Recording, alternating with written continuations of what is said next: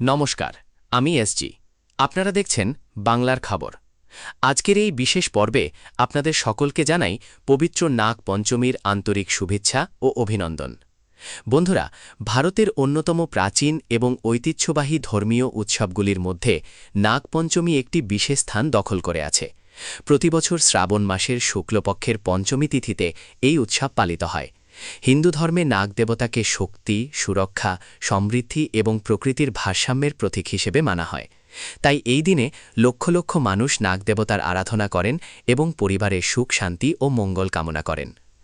ভারতীয় পুরাণে সাপ শুধুমাত্র একটি প্রাণী নয়, বরং দেবত্বের প্রতীক। ভগবান শিবের গলায় বাসুকী নাগ, ভগবান বিষ্ণুর শয্যা অনন্ত নাগ এবং শ্রীকৃষ্ণের কালীয় দমন, এই সব ঘটনাই প্রমাণ করে যে সাপকে ভারতীয় সংস্কৃতিতে বিশেষ সম্মানের চোখে দেখা হয়।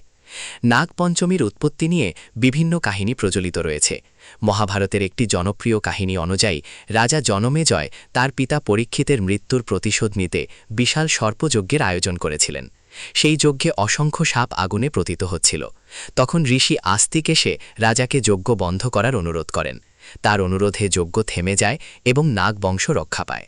বিশ্বাস করা হয় সেই দিনটি ছিল শ্রাবণ মাসের শুক্লপক্ষের পঞ্চমী।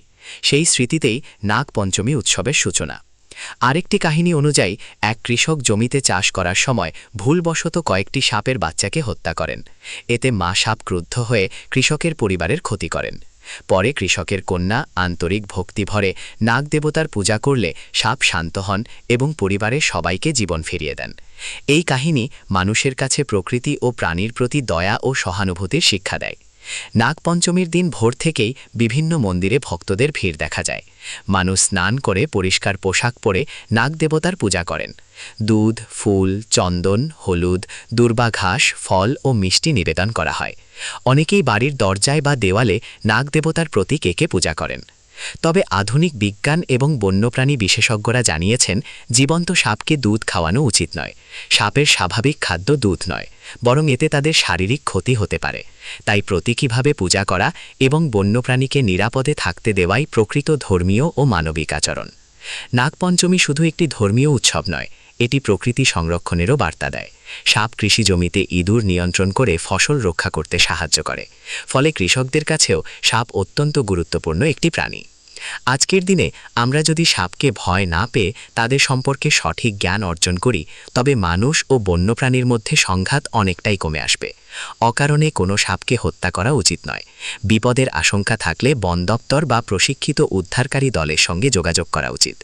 বন্ধুরা, নাগ পঞ্চমীর প্রকৃত শিক্ষা হল প্রকৃতিকে ভালোবাসা, জীববৈচিত্র্য রক্ষা করা এবং সকল প্রাণীর প্রতি সহানুভূতিশীল হওয়া। এই ছিল নাগ পঞ্চমী বিশেষ অনুষ্ঠানের প্রথম পর্ব। পরবর্তী পর্বে জানাবো ভারতের বিভিন্ন রাজ্যে কিভাবে নাগ পঞ্চমী পালিত হয়, পূজার নিয়ম, লোকবিশ্বাস এবং এই উৎসবে সামাজিক ও পরিবেশগত গুরুত্ব। দেখতে থাকুন বাংলার খবর। নাগ পঞ্চমী বিশেষ প্রতিবেদন পার্ট 2। নাগ পঞ্চমী বিশেষ অনুষ্ঠানের দ্বিতীয় পর্বে আপনাদের সবাইকে আবারও স্বাগত। প্রথম পর্বে আমরা জেনেছিলাম নাগ পঞ্চমীর ইতিহাস, পুরাণ এবং ধর্মীয় গুরুত্ব। আজকের এই পর্বে জানব ভারতের বিভিন্ন প্রান্তে কিভাবে এই উৎসব পালিত হয়, পূজার নিয়ম কী এবং কেন এই উৎসব আজও কোটি কোটি মানুষের বিশ্বাসের সঙ্গে জড়িয়ে রয়েছে। ভারত একটি বৈচিত্র্যময় দেশ। এখানে ভাষা, সংস্কৃতি, পোশাক এবং উৎসবের রীতিনীতি এক রাজ্য থেকে অন্য রাজ্যে আলাদা হলেও নাগ পঞ্চমীর মূল ভাবনা একটাই: নাগ দেবতার প্রতি শ্রদ্ধা এবং প্রকৃতির প্রতি কৃতজ্ঞতা। পশ্চিমবঙ্গে নাগ পঞ্চমী উপলক্ষে বহু জায়গায় মা মনসার পূজা হয়। গ্রামাঞ্চলে আজও মানুষ মনসা দেবীর আরাধনা করেন। বাড়িতে ঘট স্থাপন করে ফুল, ফল, ধূপ, প্রদীপ এবং বিভিন্ন উপাচারে পূজা দেওয়া হয়। অনেক পরিবারে মনসা মঙ্গল পাঠেরও প্রচলন রয়েছে। উত্তরপ্রদেশ, বিহার এবং মধ্যপ্রদেশে ভোর থেকেই নাগ দেবতার মন্দিরে ভক্তদের দীর্ঘ লাইন দেখা যায়। ভক্তরা পরিবারের সুখ, শান্তি, সুস্বাস্থ্য এবং সমৃদ্ধির জন্য প্রার্থনা করেন। অনেক জায়গায় বিশেষ ভজন, কীর্তন এবং ধর্মীয় শোভাযাত্রার আয়োজন করা হয়। মহারাষ্ট্রে নাগ পঞ্চমী অত্যন্ত উৎসাহের সঙ্গে পালন করা হয়। বিভিন্ন মন্দিরে বিশেষ পূজা অনুষ্ঠিত হয় এবং বহু মানুষ উপবাস পালন করেন। কৃষিজীবী পরিবারগুলির কাছে এই উৎসবের আলাদা গুরুত্ব রয়েছে, কারণ তারা বিশ্বাস করেন নাগ দেবতার আশীর্বাদে ফসল ভালো হয় এবং প্রাকৃতিক দুর্যোগ থেকে রক্ষা পাওয়া যায়। দক্ষিণ ভারতের কর্ণাটক, তামিলনাড়ু এবং অন্ধ্রপ্রদেশেও নাগ পূজার বিশেষ প্রচলন রয়েছে। অনেক প্রাচীন মন্দিরে হাজার হাজার ভক্তের সমাগম হয়। সারা দিন ধরে চলে পূজা, ভজন এবং প্রসাদ বিতরণ। তবে সময়ের সঙ্গে সঙ্গে উৎসব পালনের ধরনেও পরিবর্তন এসেছে। আগে অনেক জায়গায় জীবন্ত সাপকে ধরে এনে পূজা করা হতো। বর্তমানে বন দপ্তর, পরিবেশবিদ এবং প্রাণীপ্রেমীরা বারবার জানিয়েছেন এটি আইন বিরোধী এবং প্রাণীদের জন্য ক্ষতিকর। তাই এখন অধিকাংশ জায়গায় নাগদেবতার প্রতীকী মূর্তি বা ছবি পূজা করার প্রবণতা বেড়েছে। বন্ধুরা, এখানে একটি গুরুত্বপূর্ণ তথ্য জানিয়ে রাখি। ভারতে সাপের বহু প্রজাতি আইন দ্বারা সংরক্ষিত। অনুমতি ছাড়া কোনো বন্য সাপ ধরা, কেনাবেচা বা প্রদর্শন করা আইনত দণ্ডনীয় অপরাধ। তাই ধর্মীয় বিশ্বাসের পাশাপাশি আইন ও পরিবেশের প্রতিও আমাদের সমান দায়িত্ব রয়েছে। এবার আসা যাক বৈজ্ঞানিক দিক নিয়ে। অনেক মানুষ সাপকে দেখলেই ভয় পান, কিন্তু বাস্তবে অধিকাংশ সাপই বিষহীন এবং মানুষের ক্ষতি করে না। তারা সাধারণত আত্মরক্ষার জন্যই আক্রমণ করে। যদি মানুষ তাদের বিরক্ত না করে, তবে সাপও দূরে সরে যেতে চায়। সাপ প্রকৃতির খাদ্য শৃঙ্খলের একটি গুরুত্বপূর্ণ অংশ। তারা ইঁদুর এবং অন্যান্য ছোট প্রাণীর সংখ্যা নিয়ন্ত্রণ করে কৃষিজমি রক্ষা করতে সাহায্য করে। যদি সাপ না থাকে, তবে ইঁদুরের সংখ্যা দ্রুত বেড়ে কৃষকদের ব্যাপক ক্ষতি হতে পারে। তাই সাপকে প্রকৃতির এক নীরব রক্ষকও বলা হয়। বিশেষজ্ঞরা আরও বলেন, বর্ষাকালে সাপ বেশি দেখা যায়, কারণ এই সময় তাদের গর্তে জল ঢুকে যায় এবং তারা নিরাপদ আশ্রয়ের খোঁজে বাইরে বেরিয়ে আসে। তাই বর্ষার সময় বাড়ির আশপাশ পরিষ্কার রাখা, ঝোপঝাড় নিয়মিত পরিষ্কার করা এবং রাতে টর্চ ব্যবহার করা অত্যন্ত গুরুত্বপূর্ণ। যদি কোথাও সাপ দেখা যায়, তাহলে আতঙ্কিত না হয়ে নিরাপদ দূরত্ব বজায় রাখুন এবং স্থানীয় বন দপ্তর বা প্রশিক্ষিত সাপ উদ্ধারকারীর সঙ্গে যোগাযোগ করেন। নিজেরা ধরার চেষ্টা করলে দুর্ঘটনা ঘটতে পারে। নাগপঞ্চমী আমাদের কেবল ধর্মীয় বিশ্বাসের কথাই মনে করিয়ে দেয় না, বরং মানুষ ও প্রকৃতির সহবাসনের বার্তাও দেয়। প্রকৃতিকে রক্ষা করলে প্রকৃতি আমাদের রক্ষা করবে। এই শিক্ষা আজকের দিনে আরও বেশি প্রাসঙ্গিক। বন্ধুরা, আজকের দ্বিতীয় পর্বে আমরা জানলাম দেশের বিভিন্ন প্রান্তে নাগপঞ্চমীর উদযাপন, পরিবেশ সংরক্ষণ এবং সাপের বৈজ্ঞানিক গুরুত্ব সম্পর্কে। পরবর্তী ও শেষ পর্বে আমরা জানব পশ্চিমবঙ্গে নাগপঞ্চমীর বিশেষ ঐতিহ্য, মা মনসার কাহিনী, নাগপঞ্চমী ঘিরে প্রচলিত লোকবিশ্বাস এবং শেষ করব বিশেষ শুভেচ্ছা বার্তার মাধ্যমে। দেখতে থাকুন বাংলার খবর। ধন্যবাদ। নাগপঞ্চমী বিশেষ প্রতিবেদন পার্ট 3। নাগপঞ্চমী বিশেষ অনুষ্ঠানের শেষ পর্বে আপনাদের সবাইকে আবারও স্বাগত। আজকের এই বিশেষ পর্বে আমরা জানব পশ্চিমবঙ্গে নাগপঞ্চমীর ঐতিহ্য, মা মনসার মাহাত্ম্য, কিছু প্রচলিত লোকবিশ্বাস এবং এই উৎসব থেকে আমরা কী শিক্ষা নিতে পারি। বন্ধুরা, পশ্চিমবঙ্গে নাগপঞ্চমী মানেই অনেকের কাছে মা মনসার আরাধনা। বাংলার লোকসংস্কৃতিতে মনসা দেবী অত্যন্ত জনপ্রিয় একটি দেবী। তাকে সাপের দেবী এবং মানুষের রক্ষাকাত্রী হিসেবে পূজা করা হয়।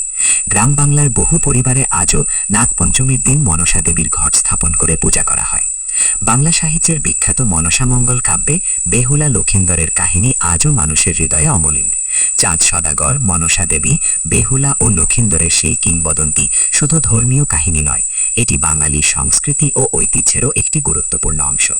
বিশ্বাস করা হয়, নাগপঞ্চমীর দিন ভক্তিভরে মা মনসার পূজা করলে পরিবারের সুখ, শান্তি, সমৃদ্ধি এবং অকাল বিপদ থেকে রক্ষা পাওয়া যায়।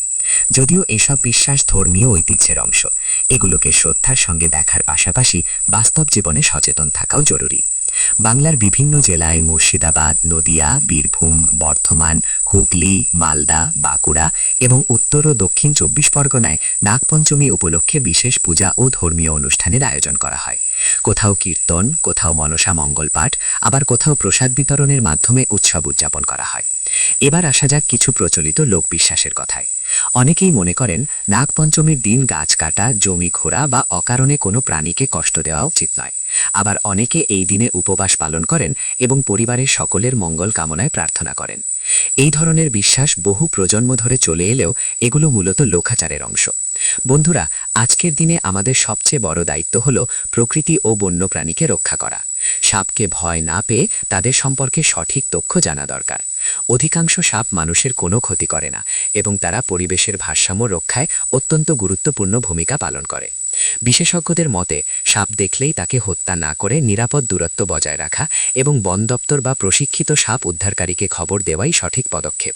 এতে মানুষও নিরাপদ থাকবে, আবার বন্যপ্রাণীরও ক্ষতি হবে না। নাগপঞ্চমীর প্রকৃত বার্তা হল ধর্মীয় বিশ্বাসের সঙ্গে মানবতা, পরিবেশ সচেতনতা এবং জীববৈচিত্র্য রক্ষার দায়িত্বকে একসঙ্গে গ্রহণ করা। প্রকৃতিকে সম্মান করলে প্রকৃতিও আমাদের রক্ষা করবে। আজকের এই পবিত্র দিনে আমরা সবাই প্রতিজ্ঞা করি, প্রকৃতিকে ভালোবাসব, বন্যপ্রাণীকে রক্ষা করব, পরিবেশ দূষণ কমাবো এবং সমাজে শান্তি, সম্প্রীতি ও সৌহার্দ্যের বার্তা ছড়িয়ে দেব। বন্ধুরা, আশা করি আজকের এই বিশেষ অনুষ্ঠান আপনাদের ভালো লেগেছে। যদি ভালো লেগে থাকে তাহলে ভিডিওটি লাইক করুন, শেয়ার করুন এবং বাংলার খবর চ্যানেলটি সাবস্ক্রাইব করতে ভুলবেন না। পাশাপাশি বেল আইকনটি চাপুন যাতে আগামী দিনের গুরুত্বপূর্ণ খবর এবং বিশেষ প্রতিবেদন সবার আগে আপনার কাছে পৌঁছে যায়।